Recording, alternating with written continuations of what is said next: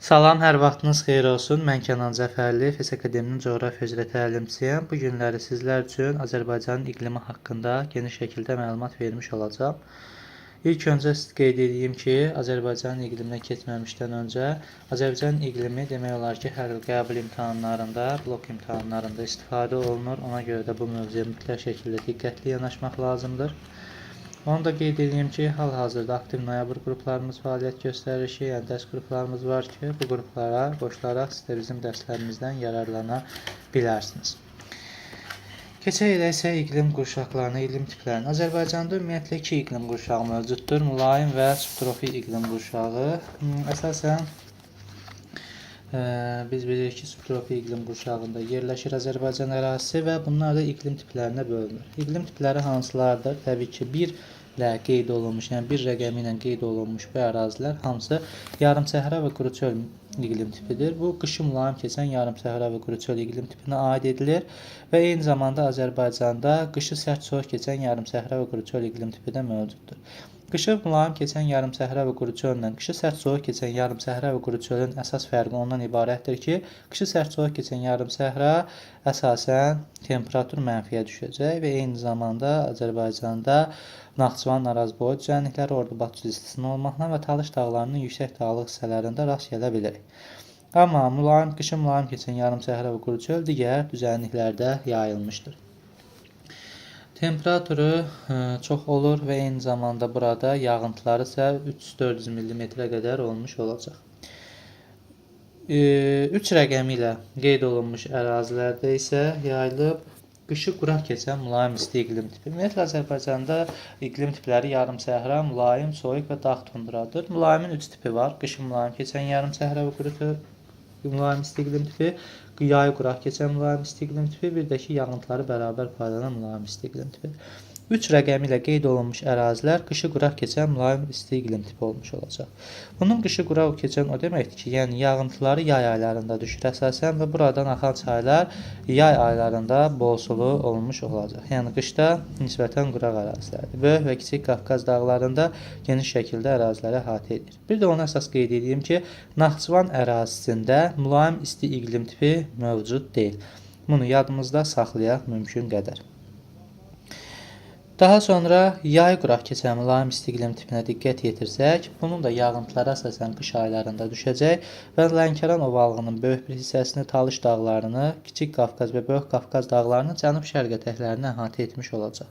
Bu 4 rəqəmi ilə qeyd olunmuş ərazilər yay quraq keçən mülayim isti iqlim tipidir. Adətən daha çox sual tipləri ilə buradan gəlir. Yay quraq keçən mülayim isti iqlim tipindən, qışı quraq keçən mülayim isti iqlim tipindən bunlara da diqqət yetirmək lazımdır. Yağıntıları bərabər paylanan mülayim isti iqlim tipi var ki, bu da 5 rəqəmi ilə işarə olunmuş əraziləri əhatə etmiş olacaq. Görürsünüz, Böyük Qafqaz dağlarının cənub ətəklərini əhatə etmiş olur və Talış dağlarını, eyni zamanda Böyük Qafqazın şimal-şərq yamacında da müşahidə olunacaq.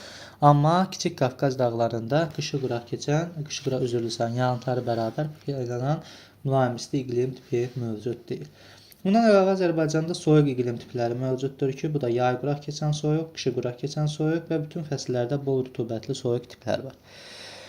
Yay quraq keçən soyuq iqlim tipi yalnız Naxçıvan ərazisində mövcud olacaq. Naxçıvanın yüksək dağlığı Ordubad düzünü əhatə etmiş olacaq. Ondan başqa hər hansı bir ərazidə yay quraq keçən soyuq iqlim tipinə rast gəlməyəcəyik.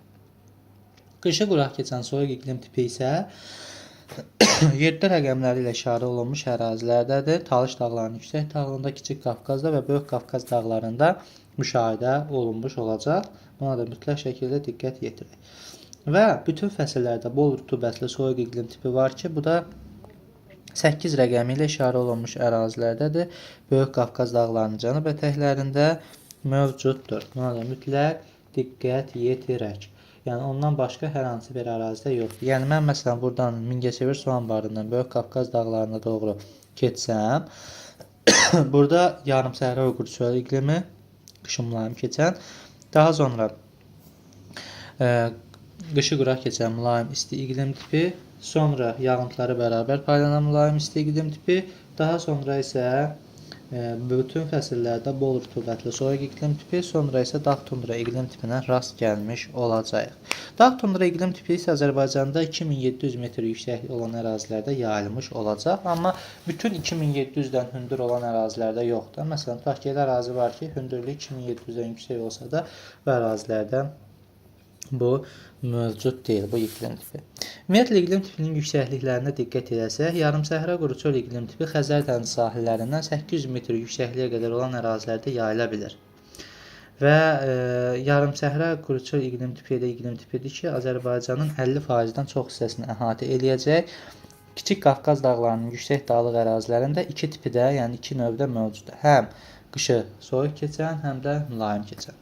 Mülayim isti iqlim tipi Respublikanın 30% hissəsini əhatə edəcək və dağətəyi ərazilərdən 1000 metrə qədər olan əraziləri əhatə etmiş olacaq. Soyuq iqlim tipi isə 1000-2700 metr hündürlüklər arasında əhatə etmiş olacaq. Respublikamızın 20%-nə qədər olan əraziləri əhatə etmiş olacaq.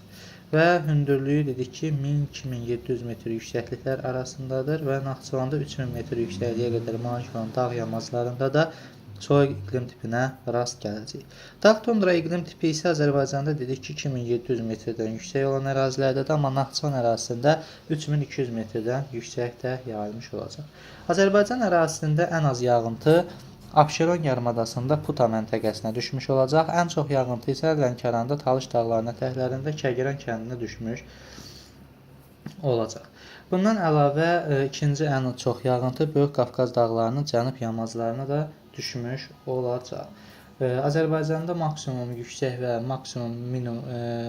maksimum temperatur və minimum temperaturlar isə Culpada qeydə alınmışdır və orta illik temperatur isə ən çox Talyan rayonu ərazisində qeydə alınacaq. Buna da mütləq şəkildə diqqət edin.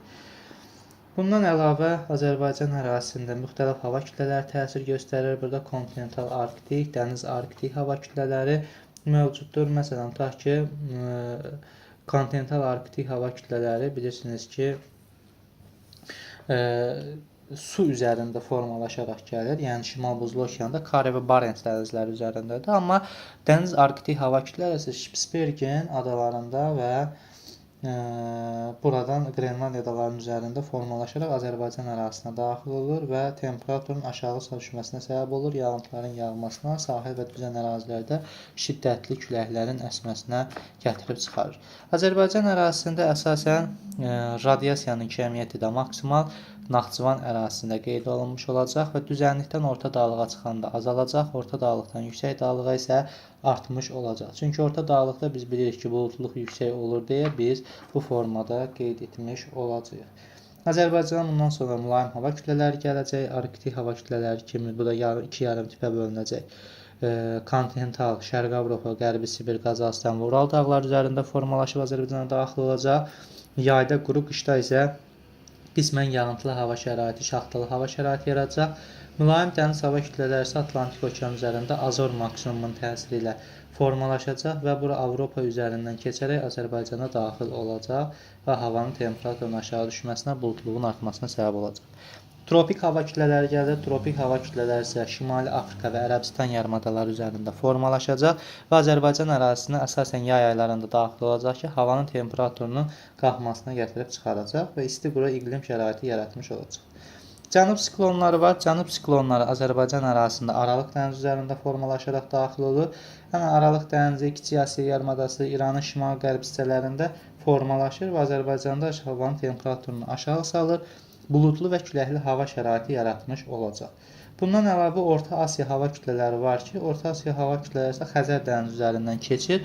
Əsasən Mərkəzi Asiyada formalaşır. Yəni burada Orta Asiya ərazisində formalaşaraq gəlir ki, Azərbaycanda Xəzər dənizi üzərindən keçdiyinə görə bu öz kontinentallığını Xəzər dənizi yumşaltmış olacaq. Bir də, yəni Azərbaycan ərazisinə daxil olan hava kütlələrinin təsiri nəticəsində də qeyd etdiyimiz iqlim tipləri Azərbaycan ərazisində mövcud olmuş olacaq.